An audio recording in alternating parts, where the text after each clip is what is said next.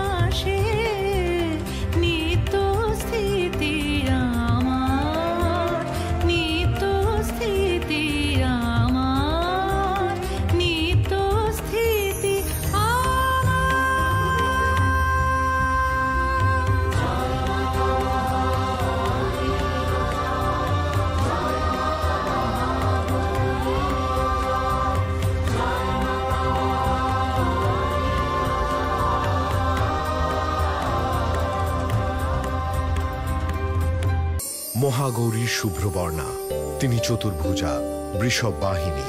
তার দক্ষিণ হস্তে ত্রিশূল ও অভয় মুদ্রা, বাম দিকের দুই হস্তে বর মুদ্রা ও ডমরু।